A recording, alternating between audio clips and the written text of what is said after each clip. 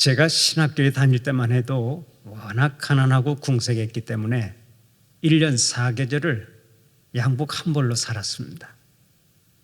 누군가가 추동복 한 벌을 주어서 그것을 계속 입고 다녔는데 어느 해 여름에는 하도 더워서 제가 처음으로 양복 한 벌을 사 입은 적이 있습니다. 여름 양복을 한번 사 입었는데 그 당시 동대문에 있는 평화시장에 가서 양복을 하나 구입했습니다. 그때 제 기억으로 양복 한 벌 가격이 2만 원이었는데요. 비싼 것은 꿈도 못 꾸고 가장 싼 양복을 한 벌 구입해서 입은 거지요. 그런데 싼 게 비지떡이라고 한동안 입고 다니다가 세탁 한번 했더니 양복이 다 오그라들어서 도저히 입을 수가 없었습니다. 그 양복을 입고 거울 앞에 서 있으면 영락없는 배삼룡 패션이 되었습니다. 그 당시에 코미디언 배삼룡 씨가 팔다리가 짧은 바지 저고리를 입고 사람들을 엄청 웃겼잖아요. 제가 꼭 그 모양이었습니다. 그래도 어떡합니까? 본전 빼기 위해서 열심히 입고 다녔죠. 그런데 나중에 좋은 양복을 입어보니까 확실히 품위가 있고 세월이 흘러도 변함이 없더라고요. 양복이라고 다 같은 양복이 아닙니다. 양복도 수준 차이가 있는 거예요. 어디 양복뿐입니까? 우리가 사용하는 일상용품이나 과일이나 침대까지도 그 질과 수준이 다 다릅니다. 또 축구를 하는 축구팀도 그 수준이 다릅니다. 아시안컵 축구 4강전에서 우리나라 국가팀이 요르단에 2대0으로 패배해서 결승전에 진출할 수 없게 되었는데 축구팀도 다 수준 차이가 있습니다. 그런데 교회도 그렇습니다. 성도들의 신앙 공동체인 교회도 수준이 있습니다. 한마디로 말해서 수준이 높은 교회가 있고 수준이 낮은 교회가 있습니다. 좋은 전통을 가지고 서로 사랑하며 주님을 훌륭하게 섬기는 교회가 있는가 하면 안 좋은 전통을 대물림하면서 계속 싸우기만 하는 교회가 있습니다. 교회마다 색깔이 다르다는 얘기입니다. 성전 꼭대기에 십자가가 걸려 있다고 해서 다 똑같은 교회가 아닙니다. 사랑이 넘쳐 흐르는 교회가 있는가 하면 사랑이 식어버린 교회가 있습니다. 저는 우리 교회가 항상 사랑이 넘쳐 흐르는 교회, 은혜가 충만한 교회, 수준이 높은 교회가 될 수 있기를 바랍니다. 모든 사람들이 흠모하는 이상적인 교회가 되어서 사람들의 구원의 통로가 되고 하나님의 영광을 높이 드러내시기를 간절히 바랍니다. 그런데 좀 더 수준 높은 교회, 이상적인 교회가 되기 위해서 우리가 주목하고 배워야 할 교회가 있습니다. 그 교회가 바로 초대교회입니다. 오늘의 본문을 보면 초대교회 성도들이 어떻게 교회를 섬기고 어떻게 헌신했는지를 기록하고 있습니다. 오늘은 초대교회를 살펴보면서 가장 이상적인 교회가 어떤 교회인지 생각해보며 함께 은혜를 나누고자 합니다. 이상적인 교회가 되려면 우리가 어떤 자세를 가져야 합니까? 첫째로 모든 성도들이 한 마음 한 뜻이 되어야 합니다. 오늘의 본문 32절 말씀을 다시 한번 함께 읽어볼까요? 32절 말씀 함께 봉독합니다. 믿는 무리가 한 마음과 한 뜻이 되어 모든 물건을 서로 통용하고 자기 재물을 조금이라도 자기 것이라 하는 이가 하나도 없더라. 아멘. 성령 강림 이후에 초대교회 성도들은 한 마음 한 뜻이 되어서 서로 물건을 통용했습니다. 너의 것 내 것이 없었습니다. 그 당시 신자들의 형편을 보면 많이 배운 사람도 있었고 못 배운 사람도 있었습니다. 부자도 있었고 가난한 자도 있었습니다. 건강한 사람, 병든 사람, 가문이 좋은 사람, 가문이 좋지 않은 사람 등등 각양각색의 사람들이 교회에 모여들었습니다. 그러나 그들은 완전히 한마음 한뜻이 되어서 물건을 통용했습니다. 정말 그 누구도 흉내내기 어려운 아름다운 삶을 살았습니다. 물론 이러한 삶은 그 시대의 특별한 상황 속에서 이루어진 것이지만 오늘날 우리에게 시사하는 바가 큽니다. 교회는 마음을 하나로 묶어 서로 돕고 살 때 하나님께서 원하시는 이상적인 교회를 만들 수 있는 것입니다. 그렇습니다. 지금도 교회가 한마음 한뜻이 되어 서로 도우려고만 하면 우리는 이상적인 교회를 만들어 갈 수 있습니다. 그런데 성도들이 왜 그런 교회를 만들지 못합니까? 그 이유는 욕심 때문입니다. 자기밖에 모르는 이기주의와 개인주의 때문에 이상적인 교회를 만들지 못하는 것입니다. 여러분, 여러분의 생명이나 소유나 재능이 어디에서 왔습니까? 다 하나님께서 잠깐 빌려주신 것입니다. 그러면 그것을 무엇 때문에 빌려주셨습니까? 서로 나누며 그 속에서 하나님의 뜻을 이루어 가라고 하는 하나님의 놀라운 섭리가 있는 것입니다. 그러므로 선한 일을 도모하는 것이라면 무조건 마음을 합하고 힘을 합쳐야 될 줄로 믿습니다. 물질도 내어놓고 열심히 도와야 합니다. 그렇게만 하면 반드시 놀라운 역사를 이루어 가는 것입니다. 오늘의 본문 32절을 보면 믿는 무리가 한 마음과 한 뜻이 되어라고 말씀하죠. 그 당시 믿는 무리는 적어도 10,000명이 넘었을 것입니다. 그런데 그들이 어떻게 한 마음 한 뜻을 품을 수 있었겠습니까? 그 이유가 있습니다. 그들이 하나같이 은혜를 많이 받았기 때문입니다. 성도들이 똑같이 은혜를 받으면 성령 안에서 항상 일치를 이루는 것입니다. 서로 생각이 다르고 입장이 다르지만 성령 안에서 일치가 되어서 하나님을 기쁘시게 하는 성도들이 되는 것입니다. 예수 그리스도의 십자가와 부활을 증거하는 일에 대해서도 완전히 하나가 됩니다. 본질적으로 완전히 하나가 되고 교회의 비전도 일치를 이루어서 큰 역사를 펼쳐가는 것입니다. 그러나 여기서 하나가 된다고 하는 말을 오해해서는 안 됩니다. 하나가 되어야 한다고 하니까 모든 것을 획일적으로 똑같이 해야 한다고 오해하는 사람이 있는데 그것은 아닙니다. 획일성만을 강조하면 창조성이 떨어지고 새로운 것이 나오지 않습니다. 사실 획일성을 강조하는 문화는 유교 문화에서 비롯된 것이죠. 여러분, 유교식으로 장례 치르는 사람들을 한번 생각해 보십시오. 정말이지 짜증날 만큼 격식이 많습니다. 옷 입는 것부터 시작해서 먹는 것까지 다 격식이 있습니다. 묘지에 가서도 하관하는 시간이 따로 있습니다. 제가 한 번은 하관 예배를 인도하기 위해서 장지에 갔는데 하관식을 하는 시간이 오전 11시로 정해 놓았으니까 1시간을 기다리라는 것입니다. 비가 오는 날 성도들과 함께 산으로 한참을 올라갔는데 거기서 1시간을 기다리라고 하니까 얼마나 한심한 노릇입니까? 그래서 제가 지혜를 발동해서 이렇게 말했습니다. 저희 기독교인들은 시간에 관계없이 예배를 드리고 하관을 하는데 당신들은 시간을 맞춰야 한다고 하니까 우리 이렇게 합시다. 우리가 먼저 하관 예배를 드리고 내려갈 테니까 그 다음에는 당신들이 북을 치든지 장구를 치든지 알아서 하십시오. 그랬더니 그것은 받아들이더라고요. 어쨌든 유교식 장례는 시간을 얼마나 따지는지 모릅니다. 또 시신을 눕히는 방향도 일치해야 합니다. 방향이 조금만 틀어져도 안 됩니다. 그리고 장례식장에서는 곡하는 것도 방법이 있습니다. 조문객이 없을 때는 가만히 있다가도 조문객이 오면 벌떡 일어나서 무조건 우는 척 해야 합니다. 가만히 있다가 갑자기 아이고 아이고 하고 곡을 해야 하는데 그냥 무조건 아이고 하면은 상놈이 됩니다. 곡하는 것도 죽은 사람이 누구냐에 따라 다릅니다. 예를 들어서 아버지가 돌아가시면 아이고 아이고 하고 남편이 죽으면 에이고 에이고 하고 곡을 해야 합니다.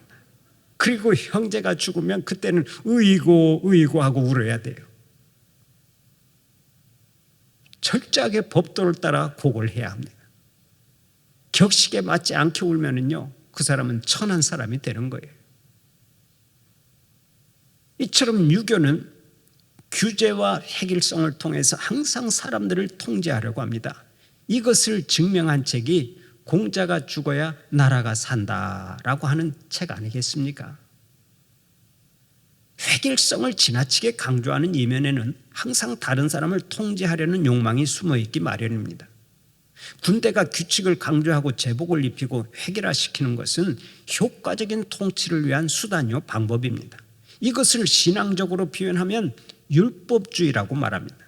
율법은 상대방을 지적하고 정죄하는 것입니다. 겉으로는 일사불란하게 하나님을 잘 섬기는 것처럼 보입니다. 그러나 그 내면에는 일체 기쁨과 감격이 없습니다. 평강이 없습니다. 이것은 스스로 속이는 것입니다. 성경은 결코 율법주의를 말씀하지 않습니다. 철저하게 은혜주의를 말씀합니다. 우리가 아는 대로 율법주의는 우리 모두가 똑같이 행해야 한다고 얘기합니다. 그러나 성경은 그렇게 말씀하지 않습니다. 오히려 갈라디아서 5장 1절을 보면 이렇게 말씀합니다. 그리스도께서 우리를 자유롭게 하려고 자유를 주셨으니 그러므로 굳건하게 서서 다시는 종의 멍에를 매지 말라. 더 이상 획일화된 율법의 멍에를 메고 살지 말라고 말씀하십니다. 성경은 획일적인 하나됨이 아니라 다양성 속에서의 하나됨을 가르쳐 줍니다. 하나님께서는 성령 안에서 다양한 은사와 다양한 방법으로 하나님의 나라를 이루어 가십니다. 결코 획일적인 것을 원하시지 않습니다. 다양성 속에서 조화를 이루는 것이 바로 교회입니다. 오늘 또 우리가 몸 찬양의 찬양단을 통해서 하나님께 영광을 돌리고 큰 은혜를 받았습니다마는 우리 모두가 다 저렇게 몸 찬양으로 하나님께 영광 돌릴 수는 없습니다. 저렇게 특별한 은사를 받은 사람들이 몸 찬양으로 하나님께 영광을 돌리고 또 노래를 잘하는 사람은 목소리로 찬양을 통해서 하나님께 영광을 돌리면 되는 것입니다. 또 나는 음치이기 때문에 몸으로 봉사를 해야 되겠다 하고서 식당에서 또는 주차장에서 방송실에서 재정팀에서 또 당회에서 몸으로 봉사하는 많은 주님의 일꾼들이 있는데 그런 일꾼들은 은사 받은 대로 그렇게 일하면서 우리 주님께 영광을 돌리면 되는 것입니다. 성령 안에서 다양한 은사와 다양한 방법으로 하나님의 나라를 이루어가면 된다는 말씀입니다. 사랑하는 우리 성도들은 서로의 다양성을 인정하고 언제나 그것을 기쁨으로 받아들이는 자들이 되시기를 바랍니다. 나와 다른 사람들도 기꺼이 수용하는 자들이 되시기를 바랍니다. 아무리 교회에서 은혜 많이 받았다고 소리를 쳐도 다른 사람과 하나 되지 못한다면 그 은혜는 가짜일 수 있습니다. 다양성 속에서 하나됨을 추구하지 못한다면 그 은혜는 가짜일 수 있다는 얘기입니다. 은혜 받은 자는 성령 안에서 항상 하나됨을 위해서 일합니다. 사랑하는 우리 성도들이 이 은혜를 누리는 자들이 되시기를 축원합니다. 그리고 은혜를 받으면 또 한 가지의 변화가 일어납니다. 그것이 바로 자기중심적인 이기심에서 벗어나는 것입니다. 은혜를 받으면 나보다는 남을 먼저 배려하고 남을 먼저 생각합니다. 그리고 행동으로 옮깁니다. 초대교회 공동체는 서로 마음이 하나 되고 은혜가 임하자 모든 물건을 서로 통용했습니다. 자기 재물을 자기 것으로 생각하지 않았습니다. 부자는 재산을 팔아서 하나님께 드렸습니다. 교회는 그것을 가지고 필요를 따라 나누는 사랑의 공동체가 되었습니다. 그래서 교회 안에는 핍절한 자가 없었습니다. 가난한 자가 없었습니다. 이렇게 믿음은 항상 행함으로 나타나는 것입니다. 그런 의미에서 은혜는 믿음을 행함으로 연결하는 통로라고 할 수 있습니다. 독일어로 은혜를 가베라고 말합니다. 가베. 그런데 이 가베라고 하는 말에다가 전치사 아우프를 더하면 아우프 가베가 되는데 이 아우프 가베라고 하는 말은 사명이라는 뜻을 가지고 있습니다. 그러니까 본질적으로는 은혜와 사명은 같다는 얘기입니다. 은혜를 선물로 받았으면 당연히 그 뒤에 사명이 따라가야 한다는 것입니다. 이것이 성경이 강조하는 그리스도인의 삶입니다. 여러분 교회 나올 때마다 말씀을 통해서 은혜를 많이 받지요.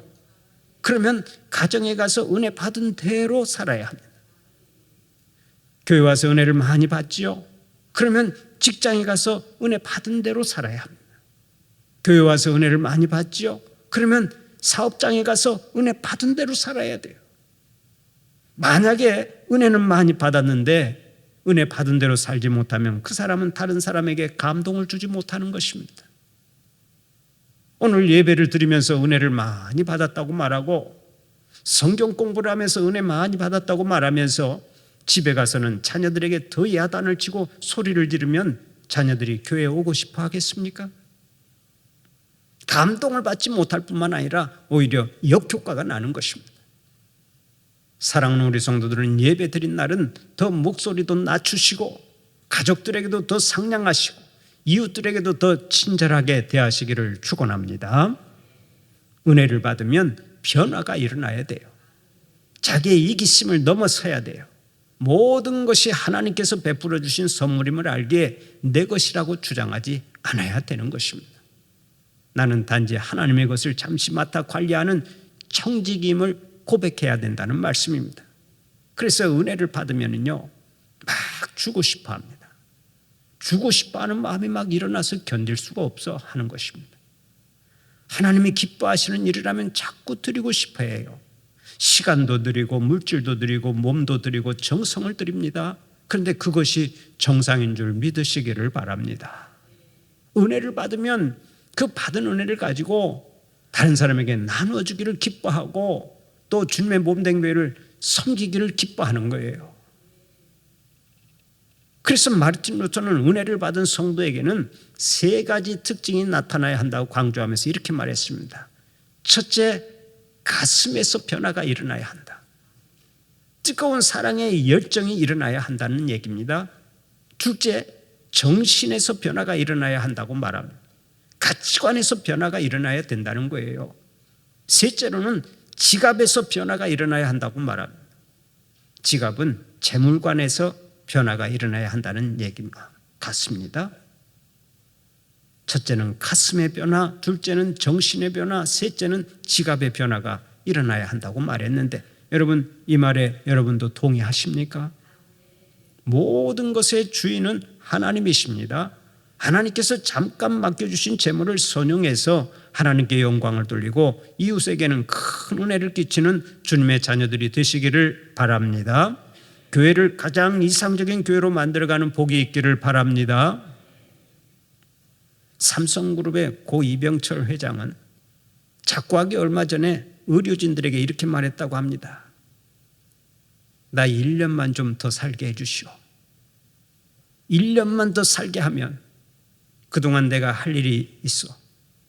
나는 지금까지 돈을 모으는 데는 성공했지만 돈을 돈답게 써보지 못하고 이 자리까지 왔어. 1년만 더 살면 내가 멋지게 쓰다가 죽겠어.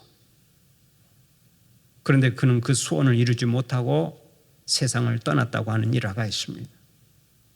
은혜를 받은 사람은 은혜를 나누어야 합니다. 은혜의 강물이 흐르는 곳에는 반드시 넘치는 사랑이 나타납니다. 사랑의 성김 속에 놀라운 기적이 일어납니다. 우리 성도들을 통해서 이런 기적이 일어나고 삶 속에서 하나님을 증거하는 복이 있기를 간절히 바랍니다. 다음 두 번째로 말씀의 은혜가 있어야 합니다.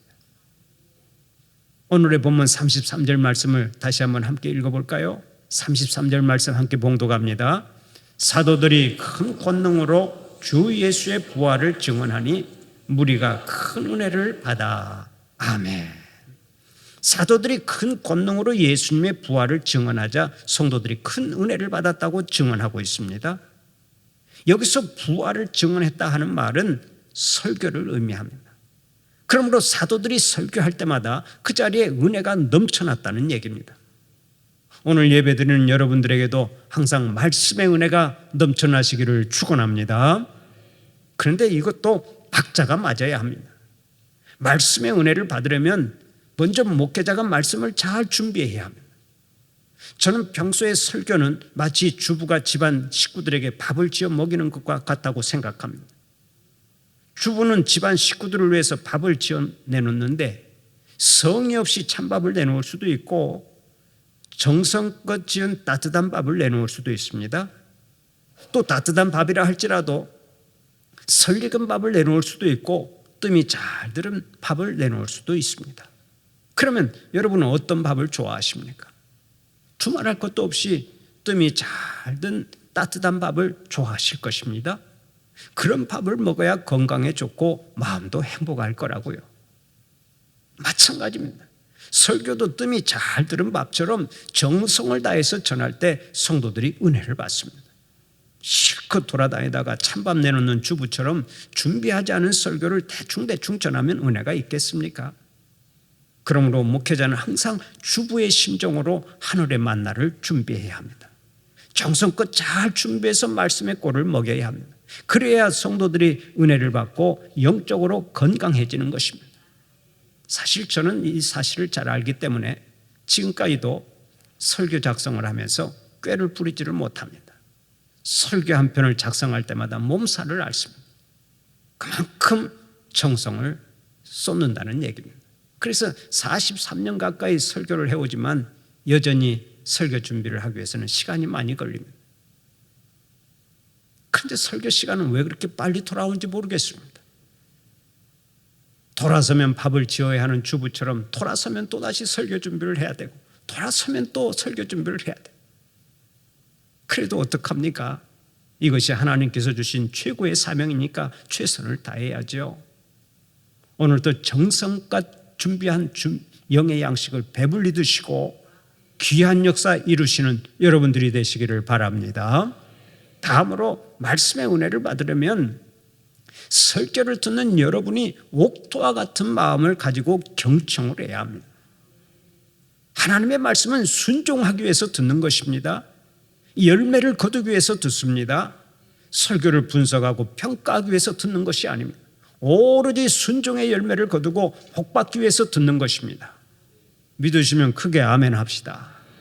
설교를 순종하기 위해서 듣는 것이기 때문에 설교를 들을 때는 언제나 경청해야 합니다. 옥토와 같은 마음으로 들어야 합니다. 아멘으로 화답해야 합니다. 그래야 은혜를 받고 30배, 60배, 100배 결실을 거두는 것입니다. 날마다 하나님 제가 듣겠나이다 말씀하여 주시옵소서 하고 엎드려서 은혜가 차고 넘치는 여러분들이 되시기를 바랍니다. 또 말씀의 은혜를 받으려면 목회자를 위한 기도가 있어야 합니다. 성도들의 중보 기도가 있어야 한다는 말씀입니다. 설교는 세상의 강연과 다릅니다. 세상의 연설과 다릅니다. 아무리 열심히 준비를 해도 성령님께서 함께 해주시지 않으면 그 설교는 허공을 치는 설교가 되고 맙니다. 그래서 설교는 항상 기도로 설교를 준비하고 성도들도 설교자를 위해서 쉬지 않고 기도해야 하는 것입니다. 사도 바울은 에베소 교인들에게 이렇게 말했습니다. 또 나를 위하여 구할 것은 내게 말씀을 주사 나로 입을 벌려 복음의 비밀을 담대히 알리게 하옵소서 할 것이니. 에베소서 6장 19절 말씀입니다. 내가 하나님의 말씀을 잘 전할 수 있도록 여러분들은 기도해 주십시오 하고 요청을 했던 것입니다. 사도 바울도 이런 기도가 필요했다면 저 같은 목회자는 얼마나 더 기도가 필요하겠습니까?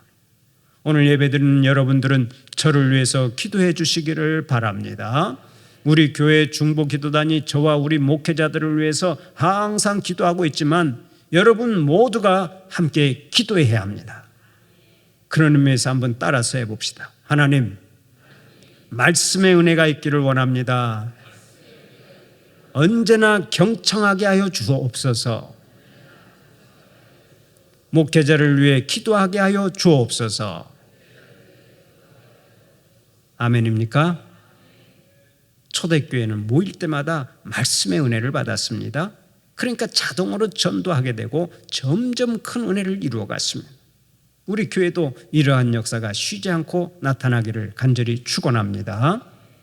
마지막으로 자원하는 헌신자가 많아야 이상적인 교회를 이룰 수가 있습니다. 오늘의 본문 34절에서 37절까지를 보면 이렇게 말씀하죠. 그 중에 가난한 사람이 없으니 이는 밭과 집 있는 자는 팔아 급한 것을 새 값을 가져다가 사도들의 발 앞에 두매 그들이 각 사람의 필요를 따라 나누어 줌이라. 구브로에서 난 레이족 사람이 있으니 이름은 요셉이라. 사도들이 일컬어 바나바라 번역하면 위로의 아들이라 하니 그가 밭이 있음에 팔아 그 값을 가지고 사도들의 팔 앞에 두니라. 은혜를 받았으면 받은 은혜를 따라 생활해야 하고 받은 은혜에 따라 열매를 거두어야 합니다. 그런데 초대교회 교인들을 보세요. 그 열매가 참으로 풍성했죠. 어떤 사람은 밭과 집을 팔아 바쳤고 어떤 사람은 열심히 부활의 복음을 전했습니다. 누가 시켜서 한 것이 아니라 은혜 받고 자원하여 헌신한 것입니다. 말이 그렇지 집과 밭을 팔아서 바치는 것이 어디 쉬운 일입니까? 그러나 초대교회에는 그런 사람들이 많았습니다. 누가 먼저랄 것도 없이 스스로 다 그렇게 했습니다. 그 결과 초대교회에는 가난한 사람이 없었습니다. 다 잘 살고 다 만족함을 누렸습니다. 오늘에 보면 36절 이하를 보면 바나바라고 하는 사람이 소개되죠. 그의 본명은 요셉인데 사도들이 그를 바나바, 위로자의 아들이라고 불렀습니다. 그는 레위 족속으로서 은혜를 받자 즉각 자신의 소유를 팔아 사도들의 발 앞에 내어놓고 일생 주님께 헌신했습니다.